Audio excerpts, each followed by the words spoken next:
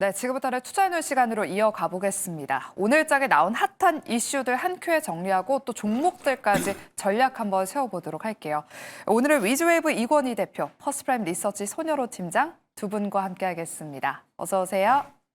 안녕하십니까. 안녕하세요. 네, 또 저희가 마지막 순서로는 탑픽주를 공개해드리고 있는데요. 지난주 손여로 팀장님의 탑픽주 리뷰 짧게 한번 해보겠습니다. 포스코 DX를 28,000원대 말씀해 주셨는데 오늘 3만 원 선을 한번 뚫어주는 흐름을 보였고요. 현재도 5%대 상승세를 보이면서 지금 수익권에 있습니다. 포스코 DX 최근에 외국인의 연속적인 좀 수급이 들어오는 것 같은데 계속해서 보유해볼까요? 아니면 수익 일주일 만에 났으니까 좀 실현을 해볼까요? 네, 현대 무벡스가 있다고 한다면 포스코에는 포스코 DX가 있다라고 좀 말씀을 드려보도록 하겠습니다. 오늘 현대 무벡스가 강세를 보인 이유가 현대가에도 이제 스마트 팩토리 설비를 납품을 하겠지만 LG 에너지 솔루션도 납품을 진행한다는 거. LG 같은 경우도 자신들에게 스마트 팩토리를 제공하는 기업이 분명히 있을 텐데 현대 무벡스에게 손을 내민다는 것은 그만큼 수주 캐파 증가가 중요하다라고 판단하고 있고요. 포스코 DX 같은 경우도 포스코 그룹뿐만 아니고 다른 2차전지 관련 종목들로부터 수주가 나올 가능성이 있다 이렇게 판단해 보도록 하겠습니다. 오늘 수급동에 봤을 때 목표가를 도착했다가 조금 밀린 모습인데 외국인과 기관의 쌍끌이 순매수세, 그다음에 우리 지연 아나운서께서 말씀하신 것처럼 외국인의 순매수세가 지속되고 있으니까 조금 더 보유 전략 말씀을 드리도록 하겠습니다. 네, 포스코 DX 조금 더 보유해보자라고 리뷰 도와주셨습니다. 오늘도 두 분의 탑픽주 한번 기대해 보도록 하겠고요. 먼저 반도체 섹터 진단하기에 앞서서 오늘 지수가 다소 밀리고 있어서 지수 이야기부터 먼저 해보겠습니다. 지난 주말 미증시에서 AI 버블론이 다시 한번 불거지면서 나스닥 지수는 한 1% 조금 빠지는 상황 안에서 무려 필라델피아 반도체 지수는 5% 가깝게 급락하며 마감했습니다.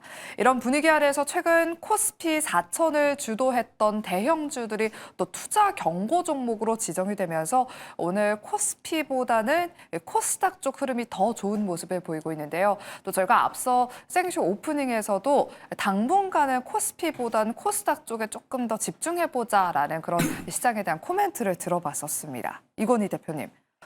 이번 주에도 미국 11월 고용보고서 발표 화요일에 예정되어 있고 마이크론 테크놀로지 수요일, 11월 CPI 지표 목요일에 발표되면서 굵직굵직한 지금 이벤트들이 또 기다리고 있습니다. 이번 주에는 코스닥 중소형주 위주로만 좀 봐야 할지 어떻게 보세요?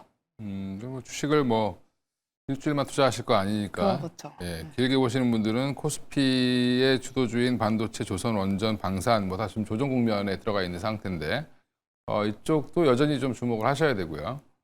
내년 초에 또 어떻게 모습을 변모할지는 이제 좀 더 지켜보셔야 될 것 같고, 미국 시장이 하락을 해서 일시적으로 조정을 같이 받는 거다라고 생각하시면 되고, 여전히 코스피가 빠졌다 그래도 4,100입니다. 이게 결국에는 우리도 이제 쉬어갈 자리에서 속도 조절해가면서 올라가고 있는 과정이다라고 저는 생각하고 있고요. 단기적으로는 이제 내년 초까지는 이제 코스닥이 조금 더 상승폭이 더 클 가능성은 있죠. 왜냐하면 정책 기대감이라든지 여러 이제 그 기대감들이 반영되는 시기고, 또 이제 금리 인하 이후에 미국의 이제 기준금리 인하 이후에 또 한 1, 2개월 지나고 나면 오히려 또 성장주들이 조금 더 올라오는 그런 패턴들을 좀 보이기 때문에 그리고 지금 연초에는 또 바이오 섹터에 큰 이슈들이 좀 있어서 여전히 코스닥이 조금 더 우상향할 가능성이 있고, 그다음에 지금 2차 전지도 바닥권에서 올라오는 거기 때문에 여기서는 이제 조금 더 탄력 있게 움직일 가능성이 있다라고 보면 지금 이 반도체 장비주를 좀 제외하고 나서 보면 코스닥이 조금 더 우상향을 좀 가능할 가능성은 있다. 그래서 지금은 포트의 일부 비중을 좀 코스닥 쪽에 있는 주요 종목들로 좀 담아 놓으시는 것도 나쁘지 않다고 보고 있습니다. 네, 최근에 또 2차 전지주들 투심이 강하게 개선되고 있는 만큼 당분간은 코스닥 중소형주 위주로 이런 순환매 장세가 조금 더 이어질 것 같다라고 말씀해 주셨습니다. 포트폴리오에 조금 더 비중을 실어보는 전략도 말씀해 주셨으니까요. 잘 참고하셔서 대응해 보시길 바라겠습니다. 네, 그럼 이번 주에 앞서 제가 마이크론 테크놀로지의 실적이 있다라고 좀 언급을 해드렸는데요. 반도체 탑2 오늘 삼성전자와 SK하이닉스가 한 3% 넘게 한 3% 가깝게 또 급락하면서 어떤 전략이 필요할지 좀 이야기 나눠보겠습니다. 손으로 팀장님, 오라클과 브로드컴 쇼크로 한풀 꺾인 이 AI 랠리를 마이크론 테크놀로지가 좀 다시금 이끌어줄 수 있을지. 일단 오늘 삼성전자 쪽으로 외국인의 매도세가 조금 강한 상황입니다. 네, 오늘 삼성전자, SK하이닉스 그다음 실적 추이 봤을 때 마이크론이 실적 발표 이제 현재 시각 17일 수요일 밤이니까 우리 이제 목요일 아침에 실적을 확인하겠죠. 오늘이 월요일이고 마이크로 실적 발표가 목요일인데 외국인과 기관의 매도세가 지금 나오고 있기 때문에 목요일쯤에는 좀 바닥이 나올 거다라고 판단합니다. 우리가 뭐 오라클이나 뭐 아니면 뭐 브로드컴이나 이런 기업들이 우리나라에는 없지만 그런 기업들로부터 실적을 받는 우리나라 기업들이죠. 근데 그런 기업들이 이 기업들은 이 AI 데이터 센터의 생태계를 가져가기 위해서 자금 지출을 굉장히 많이 했는데 삼성전자랑 SK하이닉스 같은 경우는 크게 지출하지 않았습니다. 근데 그럼에도 불구하고 우리가 그런 실적을 가져가다 보니까 주가가 바닥 대비해서 2배, 3배 올랐는데 여전히 주가 수익비율은 6, 7 이 정도인 거죠. 그렇다는 것은 주가 상승분만큼이나 실적도 그만큼 따라왔다는 것인데 글로벌 전방 생태계를 가져가려는 기업들이 자신들이 쓴 돈 대비해서 매출 못 내다 보니까 그들이 밀리면서 우리나라 기업들도 낙수 효과가 아니고 낙수 피해를 입고 있다라고 판단합니다. 그렇기 때문에 우리나라 기업들은 잘하고 있는데 괜히 피해를 받고 있으니까 매수기에는 맞다라고 판단하는데요. 여기까지 기본적 분석은 끝났습니다. 기술적 분석을 해야죠. 외국인과 기관은 사실 차트도 안 보고 팝니다. 그냥 이 업황만 보고 파는데 우리가 괜히 사가지고 물릴 필요 없다는 것이죠. 지금 매일경제TV 방송 시청하신 분들은 이 기업들이 사도 되냐 안 되냐 물어보신 다음에 살 때 됐을 때는 수급이 돌아오는 걸 봐야 됩니다. 그래서 저는 외국인과 기관의 매도세가 나오고 있기 때문에 이 삼성전자, SK하이닉스는 매수를 해야 된다. 근데 그거는 오늘은 아닌 것 같다. 근데 마이크로 실적 발표했을 때 호실적을 발표해 줄 거니까 그때 투심이 전환될 것으로 판단되고 있으니까 수요일이나 목요일쯤 매수 결정을 내보는 게 안전해 보인다. 거기 좀 말씀을 드리도록 하겠습니다. 네, 수급 동향을 한번 잘 살펴보자라고 말씀해 주셨습니다. 이렇게 AI 거품론이 다시금 수면 위로 떠오르는 데는 주말 동안에 이 오라클의 데이터 센터 완공이 기존에 2027년이었다가 1년 뒤 2028년으로 연기됐다라는 소식이 전해지면서 기술주들의 투심을 끌어내린 건데요. 시장이 예상했던 시나리오가 조금만 삐끗해도 뭐 거품이든 아니든 이것과는 무관하게 지금 기술주들이 변동성이 큰 모습을 보이고 있는 것 같습니다. 이건희 대표님, 이 영향에 오늘 변압기를 포함한 AI 전력 인프라도 좀 영향을 받고 있는데 앞서 저희 생쇼에서도 그렇고 뭐 영민한 투자에서도 그렇고 대한전선은 오늘 강세를 보이고 있는 게 뭐 특징적이다 이런 언급을 좀 해주시더라고요. AI 인프라 쪽은 지금 어떻게 좀 보고 계시는지 전망과 함께 종목들까지 좀 말씀해 주실게요. 너무 많은 거를 요구하시는데 일단 네, 전망은 좋고요. 네. 일단 데이터 센터 확대가 되고 있는 과정에서 물리적인 한계가 좀 있겠죠. 오라클이 28년도로 연기됐다라고 얘기하는 거는 그냥 그 보도지 회사가 얘기한 게 아니죠. 그러니까 그 얘기는 그만큼 이제 기자들이나 이쪽에서 봤을 때 지금 뭐 칩의 수급이라든지 전력 수급, 그 다음에 이제 지역들에서 이제 본인 지역에다 AI 데이터 센터 짓는 것도 다들 싫어하세요. 뭐 이런 것도 여러 가지로 봤을 때 조금 이제 물리적인 장벽이 상존하죠. 이제 이런 것들을 해결하는 게 결국엔 기업의 몫이고 정부가 도와줘야 되는 몫일 텐데 미국이 지금 오라클을 죽이고 갈 수 없습니다. 사실은 오라클이 사기업이지만 또 미국 국방부 관련된 데이터들을 굉장히 많이 운영하고 있는 쪽이기 때문에 이러면 사실 이쪽이 뭐 안 좋을 거다. 자꾸 이제 좀 노이즈를 만들고 있는 중이긴 하지만 결국엔 시간 지나면 투자한 것들이 어떻게 회수되느냐, 그다음에 데이터 센터 진척이 어떻게 돼가고 있느냐 이거는 확인이 필요한 과정인 걸로 보이고요. 지금 이 과정에서 이제 이 핵심은 AI 데이터 센터 짓는데 여러 공급망들이 지금 잘 유기적으로 돌아가지 않고 있다는 것들을 반증하는 거다라고 생각하시면 되고 그러면 오히려 우리나라의 전력기기라든지 반도체는 더 공급이 타이트하다, 수급이 좀 뭐 너무 공급은 부족하다 요구하는 사항은 많고 이런 것들이 앞으로 조금 더 긍정적으로 평가될 가능성이 있으니까 전력기기나 반도체나 지금의 이제 이런 하락이 나올 때 오히려 기회인데 주가들은 한번 큰 상승 이후에 쉬어가는 과정이기 때문에 뭔가 이제 명확한 게 나오기를 기다리는 거죠. 그러니까 이제 조그만 노이즈가 있어도 주가가 많이 올랐던 종목들은 흔들리게 마련이니까 지금 이런 흔들릴 때 중심을 좀 잘 잡고 오히려 하락 시 분할 매수 관점으로 접근하시는 게 전반적으로 좋지 않을까 생각하고 있습니다. 네, AI 전력 인프라뿐만 아니라 반도체에 대해서도 긍정적인 코멘트 주셨고요. 이미 한번 1차 상승이 나왔기 때문에 지금은 약간의 가격 조정이 나오고 있는 구간이다. 오히려 조정은 매수의 기회로 바라보자라고 말씀해 주셨습니다. 그럼 이어서 오늘 장에서 강한 섹터들 이야기 나눠보겠습니다. 로봇과 우주항공 쪽이 오늘 강한 모습을 보이고 있는데요. 로봇주들이 오늘도 종목별로 순환매를 띠면서 현재 원익홀딩스가 20% 넘게 급등하고 있고요. 티로보틱스, 한라캐스트, 휴림로봇, RS 오토메이션 등이 강하게 빨간불 켜고 있습니다.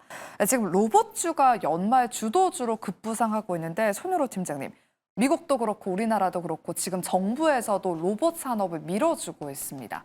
오늘 로봇주들 오르는 종목들의 공통점은 딱히 없어 보이긴 하는 것 같은데 종목별로 지금 계속해서 순환해서 급등을 하고 있는 것 같아요. 우리 전략을 어떻게 좀 짜주실지 기대가 되는데 어떻게 보세요?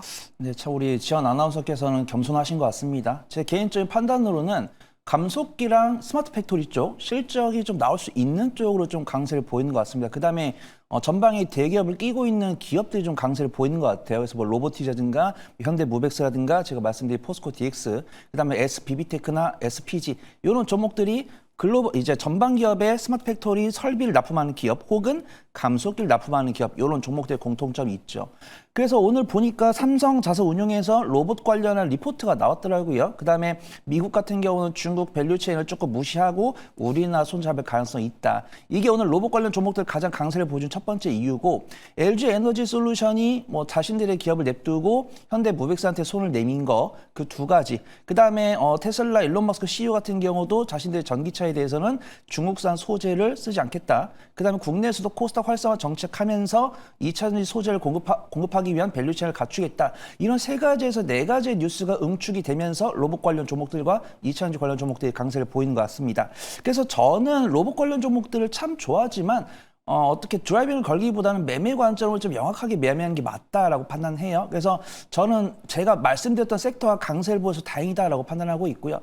대부분 외국인 관련 종목들의 이제 로봇 관련 종목들의 외국인 순매수가 들어오니까 외국인 순매수 들어오는 대기업을 두고 있는 스마트 팩토리 기업, 그다음에 이제 감속기 기업들 이런 종목들 여전히 보는 게 안전해 보인다. 그 좀 말씀을 드리도록 하겠습니다. 네, 실적이 나올 수 있을 만한 기업들 위주로 지금 수급이 유입되고 있다라고 말씀해 주시면서 대기업 협업 이력이나 또 감속기 쪽을 언급해 주셨습니다. 로봇주 전략에 참고해 보시길 바라겠고요. 그리고 최근에 스페이스X의 상장 기대감을 안고 우주항공 관련 종목들이 지난주 금요일에 이어서 오늘도 두 자릿수대 급등세를 내는 종목들이 있습니다. 지금 조만간 IPO 자문사 선정을 위해서 프레젠테이션을 진행할 예정이라고 하는데요. 지금 이렇게 스페이스X 상장이 공식화되고 있는 가운데 이건희 대표님, 로봇주가 가격적인 좀 부담이 있다 보니까 우주항공 이제 막 테마를 좀 시장에서 주목받으면서 올라가고 있는 것 같은데 주가 눈높이를 좀 높여봐도 될지, 그리고 로봇 대신에 이 우주항공 쪽을 첨단 산업이잖아요. 보는 건 좀 어떨지 전략 세워주세요. 일단 접근은 지난주나 월요일날 하셨어야죠. 예. 늦었어요 지금은?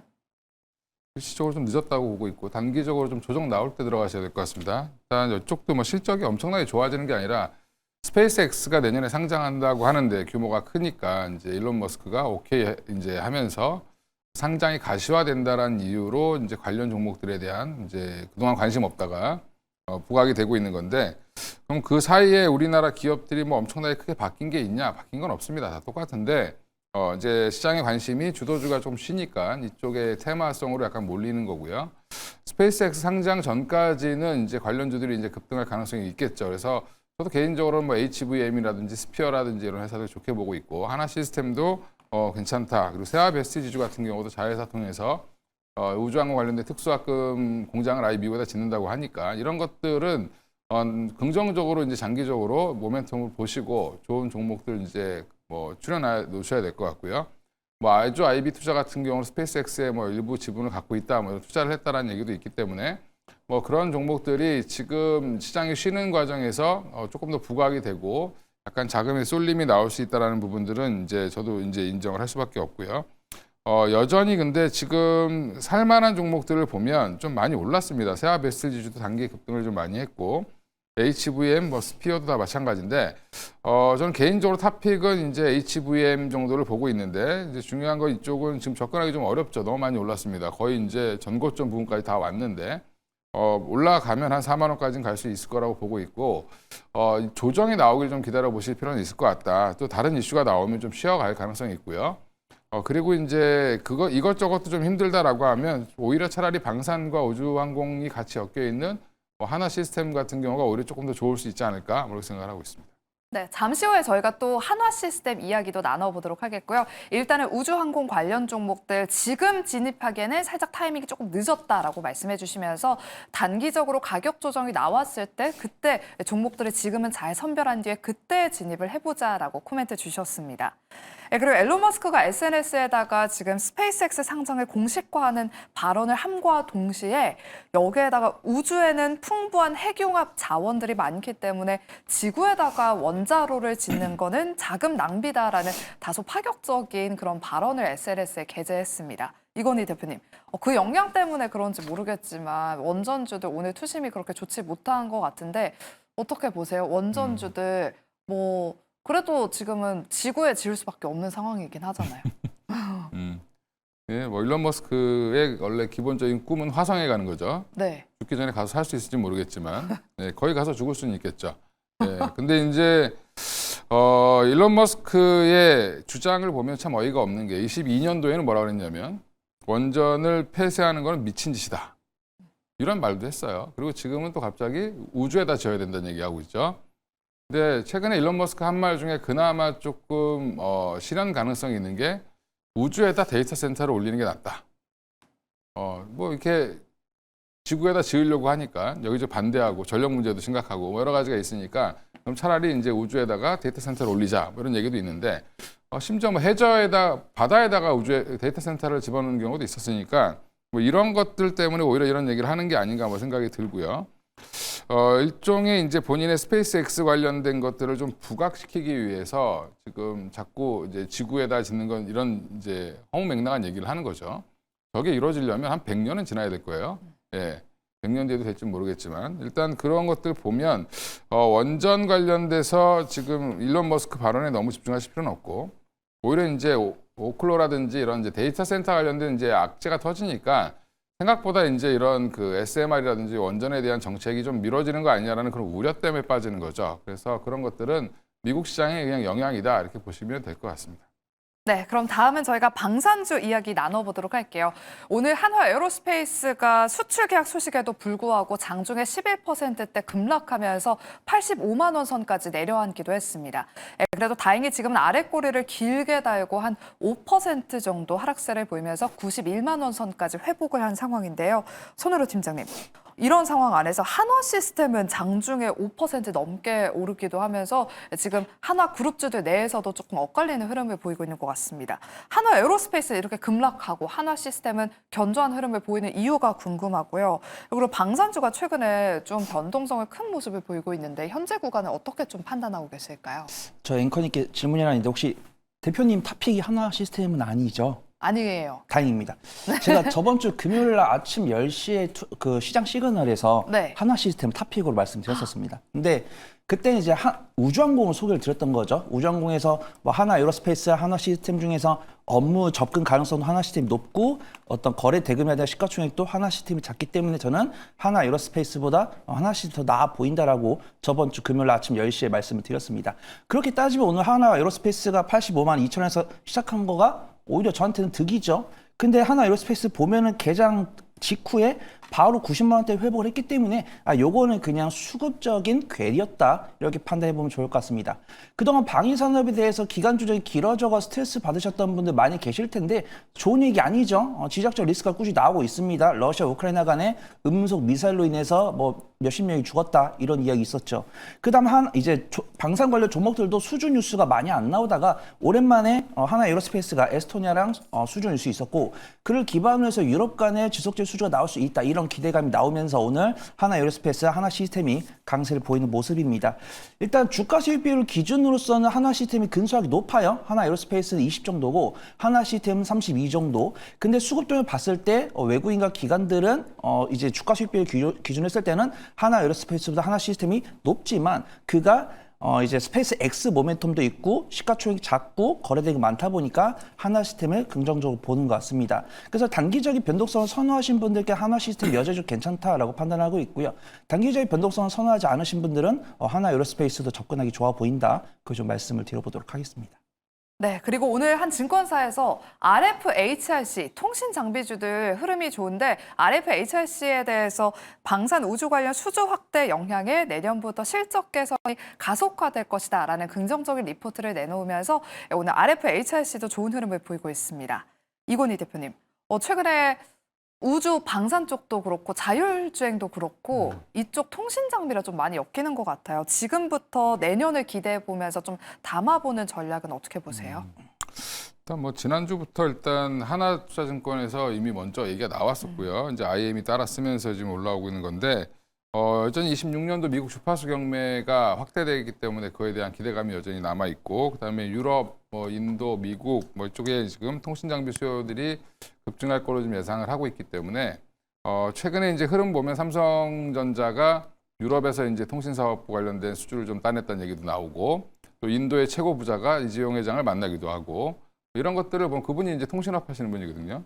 여러 사업을 하지만 그런 것들을 보면은 이제 통신업에 대한 그 인프라 확대에 대한 수요는 코로나 이후로 좀 제대로 한번 증가하는 요번에 좀 나올 걸로 보입니다. 그래서 여전히 RFHRC가 방산 이슈로 조금 더 많이 올랐다라고 보면, 원래 이제 이쪽은 방산 관련된 지라갈륨 관련된 부품을, 통신 장비 관련된 부품을 납품하던 회사이기 때문에 확대 가능하다라고 보고 있고요.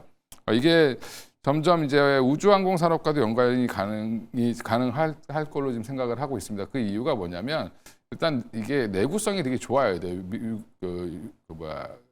우주에 보내려면. 우주는 그냥 아까 일론 머스크 한 말 중에 제대로 된 말은 뭐냐면, 우주에 밖에 나가면 그냥 방사능 천지입니다.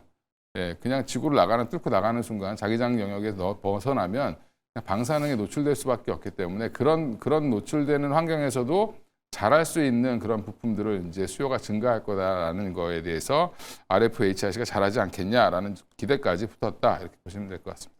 네, 그리고 마지막에는 저희가 제약바이오 질문을 좀 드리려고 했는데 시간이 조금 부족해서 우리 이건희 대표님도 그렇고 손유라 팀장님도 제약바이오주가 탑픽주여서 한번 엮어서 질문 드리도록 할게요. 먼저 이건희 대표님, 최근에 AI 관련주들이 흔들리다 보니까 이 제약바이오도 경기 방어 모멘텀까지 붙으면서 좀 시장에서 주목받는 것 같습니다. 주도주가 쉬어갈 때 경기 방어주 좀 노려보는 이 틈새 전략 유효할지, 그리고 오늘의 제약바이오 탑픽주도 바로 말씀해 주실게요. 제약바이오를 경기 방어로 얘기하면 좀 억지예요? 화내겠죠. 주도 섹터 중에 하나인데. 예, 그래서 지금 일단 여기 안에서 D&D 파마텍 비만 치료제 관련돼서 탑픽은 여전히 D&D 파마텍인데요.